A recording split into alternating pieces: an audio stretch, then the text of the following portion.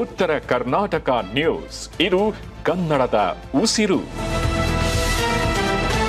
ಇನ್ನು ಅನ್ನದಾತನ ಉಳಿವಿಗಾಗಿ ಆಗ್ರಹಿಸಿ ಬೃಹತ್ ಹೋರಾಟವನ್ನ ಮಾಡಲಾಯಿತು. ಬರಗಾಲ ಅಂತ ಘೋಷಣೆ ಮಾಡುವಂತೆ ಆಗ್ರಹಿಸಿ ನಡೆಯುತ್ತಿರುವಂತಹ ಪ್ರತಿಭಟನೆ ಇದಾಗಿದೆ. ಯಾದಗಿರಿ ಜಿಲ್ಲಾಧಿಕಾರಿ ಕಚೇರಿಯ ಮುಂದೆ ನಡೆದಂತಹ ಧರಣಿ ಇದಾಗಿದೆ. ಕರ್ನಾಟಕ ಪ್ರಾಂತ್ಯ ರೈತ ಸಂಘಟನೆ ವತಿಯಿಂದ ನಡೆಯುತ್ತಿರುವಂತಹ ಪ್ರತಿಭಟನೆ ಇದಾಗಿದ್ದು, ರೈತರ ವಿವಿಧ ಬೇಡಿಕೆಗಳನ್ನು ಈಡೇರಿಸಲು ಪ್ರತಿಭಟನಾಕಾರರು ಒತ್ತಾಯವನ್ನ ಮಾಡಿದ್ದಾರೆ. ಸಾಲ ಶೂಲ ಮಾಡಿ ಬೆಳೆದಿದ್ದ ಬೆಳೆಗಳು ಮಳೆ ಬರದ ಕಾರಣ ಬೆಳೆಗಳು ಹಾನಿಯಾಗಿವೆ. ಹೀಗಾಗಿ ರೈತರು ಸಾಲಕ್ಕೆ ಅಂಜಿ ಆತ್ಮಹತ್ಯೆ ಹಾದಿ ತುಳಿತಾ ಇದ್ದಾರೆ. ಕೂಡಲೇ ರೈತರ ಬೆಳೆಗಳಿಗೆ ಬರಗಾಲ ಅಂತ ಘೋಷಣೆ ಮಾಡಿ ಪರಿಹಾರ ನೀಡುವಂತೆ ಮನವಿಯನ್ನ ಮಾಡಿದ್ದಾರೆ.